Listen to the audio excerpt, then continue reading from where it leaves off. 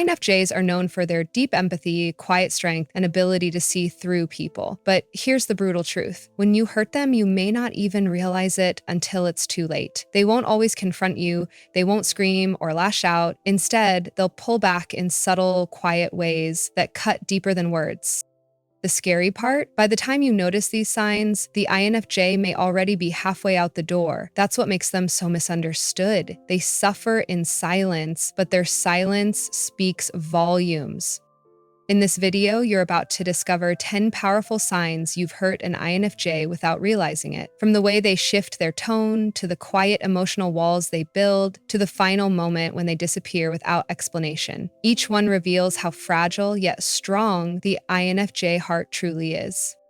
And here's the challenge. By the end of this video, you'll have to ask yourself, have you already pushed an INFJ past the point of no return? Before we dive in, make sure you hit subscribe and turn on the notification bell so you never miss another deep breakdown of the INFJ mind. And drop a comment below, have you ever experienced an INFJ pulling away in silence? I love to hear your story. They go quiet, silence that speaks volumes.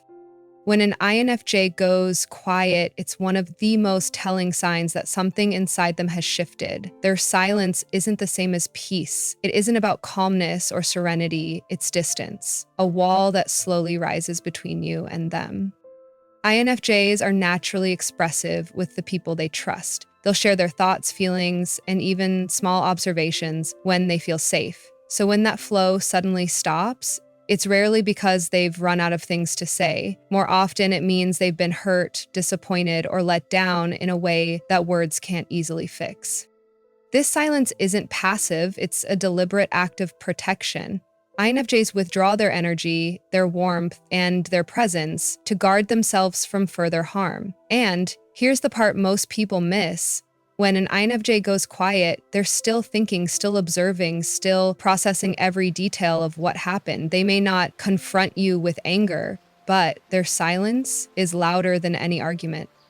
For the person on the receiving end, this can feel confusing or even unsettling. You'll sense something is off, but you won't get an explanation. That's because INFJs believe silence often communicates more than words ever could. It forces people to reflect on their actions, to notice what's changed, and maybe to recognize the pain they caused. Once that silence sets in, it's rarely temporary. It's the first sign of emotional distance, and if ignored, it can lead to something permanent, the INFJ cutting you off completely. Short, surface-level responses, the disappearing depth. One of the clearest signs you've hurt an INFJ is when their words shrink. Normally, INFJs give you depth. They'll share insights, feelings, and meaningful reflections that go far beyond surface-level chatter. But when they're hurt, that flow dries up almost instantly. Instead of the thoughtful responses you're used to, their replies become short, polite, and almost robotic. A simple, okay, sure, or I'm fine replaces the warmth and detail that once filled your conversations. On the surface, it may look like nothing, as if they're just busy or tired. But for the INFJ, it's a defense mechanism. It's how they protect their inner world when they no longer feel safe with you. These shallow responses are not about disinterest, they're about caution. An INFJ has likely been burned before, so when they sense betrayal, dismissal, or disrespect, they retreat behind polite walls. They'll still interact with you, but the genuine connection is gone. What's left is a careful distance, a way of saying, I can't let you in right now because you've hurt me. This shift is subtle, and that's what makes it powerful. Many people don't realize the damage has already been done until the INFJ has fully pulled away. By the time you notice their short answers, you may already be standing at the edge of losing them. When an INFJ starts speaking to you like this, it's a warning. Their silence may not have arrived yet, but their heart is already building walls. And if those walls keep rising, it won't just be surface-level responses you get, it will be nothing at all. They avoid eye contact when the window closes. INFJs are often described as having eyes that see right through you. Their gaze carries warmth, empathy, and a level of understanding that makes people feel safe and seen. That's why it's so striking when they stop meeting your eyes. For an INFJ, avoiding eye contact isn't just a random behavior. It's a subtle but powerful way of pulling their energy back. When you've hurt them, they may still be physically present, still speaking to you, but their eyes tell the real story. They'll glance away more often, focus on something else, or let their gaze slide past you instead of locking in. This isn't shyness or distraction, it's distance. It's the INFJ's way of saying, I can't connect with you right now because I don't feel safe doing so. Eye contact for INFJs is deeply tied to trust. When they let you in through their gaze, it's an invitation into their inner world. But once that trust has been shaken, the window closes. What was once a channel of warmth now becomes a barrier of cold detachment. And often this change happens before you even realize there's a problem. The most painful part is that many people don't notice this sign until it's too late. By the time an INFJ avoids your eyes, their mind has already started pulling away emotionally. They've chosen silence over confrontation, subtle signals over loud words, and while you may dismiss it as nothing, to them it's everything. If you find yourself suddenly missing the depth of an INFJ's gaze, it's a warning, not just about the present, but about the future of your connection. Because once that door closes, getting it open again is far harder than most people realize. They withdraw into solitude, distance disguised as alone time. For INFJs, solitude is usually sacred. It's how they recharge, reflect, and process the world's chaos. But when they've been hurt, their withdrawal shifts into something deeper. It's no longer about recharging, it's about creating distance. They'll retreat into their inner world, spending long stretches of time alone, not because they're content, but because your presence now feels heavy. When this happens, you might notice them canceling plans more often, pulling back from conversations, or choosing solitude over connection with you. On the surface, it may look like their normal need for space, but if you pay attention, the energy feels different. Their withdrawal is colder, quieter, and less inviting. It's not solitude for peace, it's solitude for protection. INFJs often find it difficult to confront people directly, especially when they feel hurt or misunderstood. Instead of creating conflict, they retreat. It's their way of saying something's wrong without putting it into words. This withdrawal isn't about punishing you, it's about shielding themselves from further pain. It gives them room to process their feelings, rebuild emotional balance, and decide whether the relationship is worth the effort of repair. The painful truth is that many people don't recognize this as a warning sign. They assume the INFJ just needs their usual alone time and dismiss it as normal behavior. But when an INFJ chooses distance over closeness, it means trust has already been shaken. And if that solitude stretches too long, it becomes the first step toward a permanent emotional cutoff. If you've hurt an INFJ, their withdrawal into solitude is one of the clearest signs they're protecting themselves from you. The question is, will you notice the difference in time to repair the bond, or will you let their silence slowly become the end of the connection? Their tone turns polite, not warm. Courtesy replaces connection. INFJs are naturally warm communicators. When they speak to someone they trust, their voice carries empathy, care, and a subtle emotional presence that makes you feel safe and understood. But once you've hurt them, this warmth begins to fade, and what's left is politeness. They'll still be nice, but it's a kind of niceness that feels formal, almost professional, like the tone you'd use with a stranger or a coworker. The shift in tone is one of the most heartbreaking signals because it shows they've started to emotionally detach. They don't raise their voice, they don't lash out. Instead, they create distance through words that sound courteous but lack soul. Where there was once laughter, softness, or emotional nuance, now there's only surface-level politeness. Conversations become transactional, as if they're keeping the interaction strictly necessary without allowing any vulnerability. The danger of this change is that it's subtle. Most people miss it, brushing it off as stress, tiredness, or distraction. But if you listen closely, the difference is unmistakable. The INFJ is no longer giving you the emotional investment they once did. They're protecting themselves by stripping away the warmth that made your bond feel alive. And here's the brutal truth. Once an INFJ's tone shifts into this polite but cold space, it's very difficult to bring the warmth back. It means trust has been fractured, and they're no longer willing to risk their heart fully. Their politeness is a shield, and behind it, they're deciding whether the connection is worth salvaging, or whether silence and distance are the safer path forward. If you notice this change, don't ignore it. It's not just a mood swing, it's a quiet warning. And INFJ's politeness doesn't mean everything's fine. It often means the opposite. They stop sharing their inner world, the quietest but deepest cut.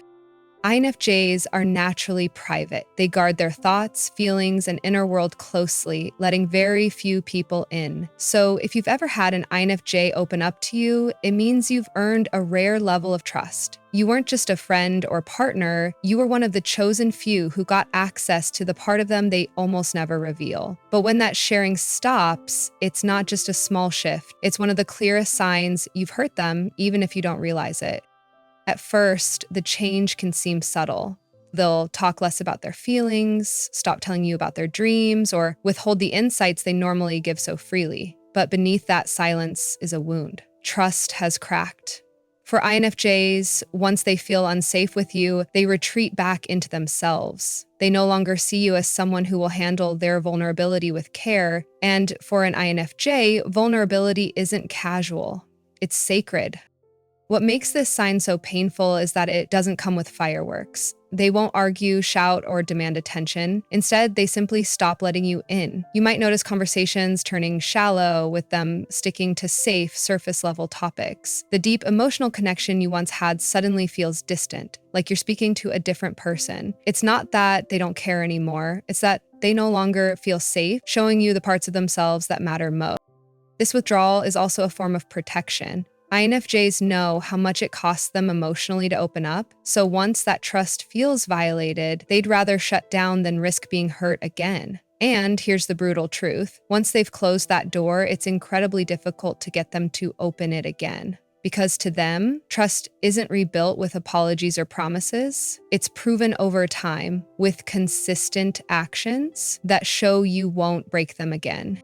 If you ever notice an INFJ pulling back like this, don't take it lightly. Their silence doesn't mean they don't feel. It means they feel too much. And once their inner world goes quiet to you, it's often the beginning of the end. You feel an emotional wall, present in body, absent in heart. When you've hurt an INFJ, one of the clearest yet most unsettling signs is the emotional wall they quietly build. On the surface, they may still be around you. They'll show up to work, reply to your texts, or sit beside you in the same room, but something is missing. It's subtle, but undeniable. Their energy is no longer reaching you. INFJs connect with people on a deeper level than most, so when that connection fades, you feel it immediately. It's as if a door has been locked from the inside. You knock, but it stays closed. They may still smile politely or respond to questions, but the warmth, the empathy, and the invisible thread of emotional closeness is gone. To the INFJ, this wall is protection. To you, it feels like rejection. This shift doesn't happen suddenly. It's usually the result of repeated hurt, dismissal, or betrayal that piles up until they can no longer justify keeping their heart open. INFJs rarely confront these issues head-on.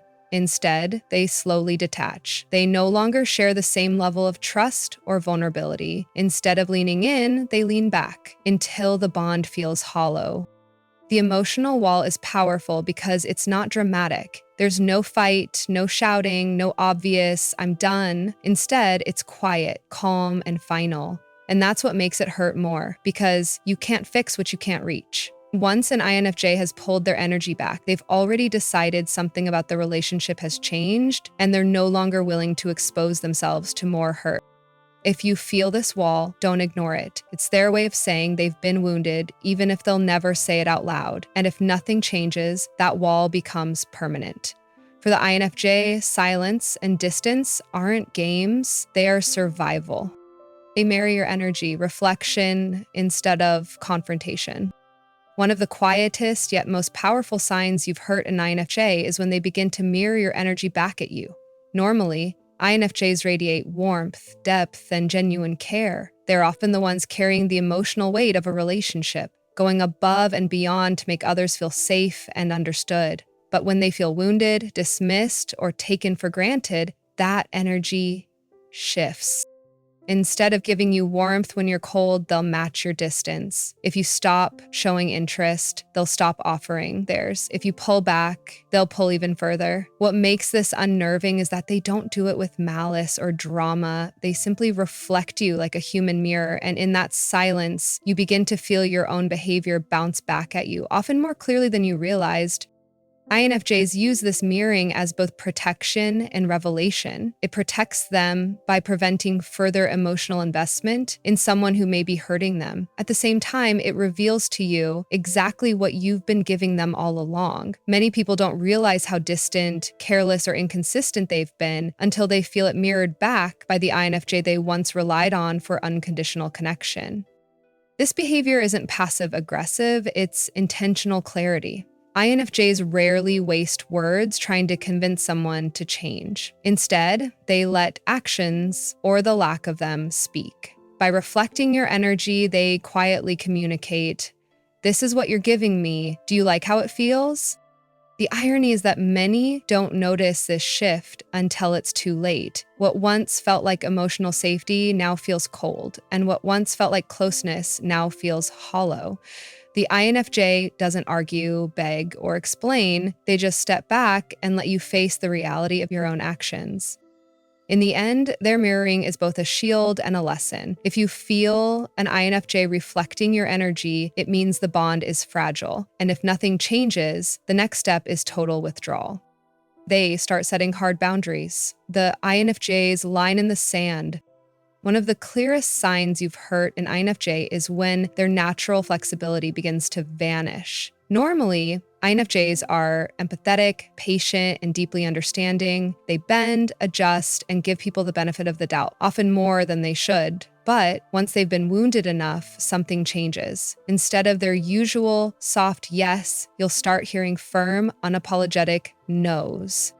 This shift isn't about cruelty or punishment, it's about survival. INFJs know what it feels like to be drained by giving too much of themselves. When they reach that breaking point, boundaries stop being negotiable. They no longer allow late-night emotional dumping, endless excuses, or repeated disrespect. Where they once may have tolerated unhealthy dynamics, they begin guarding their time and energy like precious resources. To those on the receiving end, this new firmness can feel shocking. It may even come across as cold or uncharacteristic because INFJs are often seen as endlessly giving. But in truth, it's not a change of heart, it's clarity. They finally recognize that protecting themselves means drawing lines others cannot cross. These boundaries show up in many forms: declining invitations, refusing to explain themselves repeatedly, or pulling back from conversations that used to drain them. The INFJ may even limit physical access, fewer calls answered, fewer messages replied to, and less willingness to be available on demand. Each boundary is a signal that something within them has shifted and they are no longer willing to carry the emotional weight alone. What most people don't realize is that these boundaries are not temporary walls to test. Once an INFJ puts them in place after being hurt, they rarely come down again. They're not punishing you, they're protecting themselves. And if those boundaries aren't respected, the next and final step is complete disconnection. In the end, hard boundaries are a warning. They're the INFJ's way of saying, this is your last chance to respect me. If you don't, you won't have access to me at all. They disappear without explanation, the final goodbye. When an INFJ disappears, it's never impulsive, it's the last step in a long internal process, one you likely never saw unfolding. While most people argue, demand closure, or leave doors half open, an INFJ takes a very different route: silence. When they cut ties, they rarely announce it, explain it, or seek validation for their choice. They simply vanish. This isn't about immaturity or cruelty, it's about self-preservation. By the time an INFJ reaches the point of disappearing, they've already endured countless quiet hurts, overthought every angle, and given more chances than they probably should have. Once their inner decision is made, they no longer see value in explaining themselves to someone who didn't notice or didn't care about the pain they carried along the way. To the other person, it can feel brutal. One day, the INFJ is present, supportive, and deeply connected. The next, they're gone. Calls unanswered, messages ignored, doors closed. The silence creates confusion, guilt, and often regret because the person left behind rarely gets an explanation. But that's the point. Closure isn't something an INFJ needs to give, it's something you have to find on your own. Their disappearing act is the ultimate boundary. It says, you had access to me and you lost it. I don't owe you an explanation for protecting my peace. And once they vanish, it's almost always permanent. INFJs rarely circle back to reopen doors they've already closed. The painful truth is that by the time they disappear, they've already emotionally left long before. Their absence isn't a sudden choice. It's the final confirmation that the bond was beyond repair. And there you have it, 10 subtle but powerful signs that an INFJ has been hurt, even if they never said a word. The truth is, INFJs rarely lash out or confront directly. Instead, they retreat, protect their energy, and let silence speak louder than words ever could. Once the trust cracks, it's almost impossible to rebuild. And by the time they disappear, the relationship is already gone. If you've seen these signs in someone close to you, take them seriously. INFJs won't beg to be understood, and they won't fight to prove their pain. They simply withdraw, and once they're gone, it's usually for good. So now I want to hear from you. Have you ever experienced an INFJ walking away without saying much, and did you only realize what it meant later? Share your story in the comments. Your insight might help someone else see the signs before it's too late. And if you found this video eye-opening, don't forget to subscribe for more deep dives into INFJ psychology. Hit the like button if this resonated with you, and turn on the notification bell so you never miss the next upload.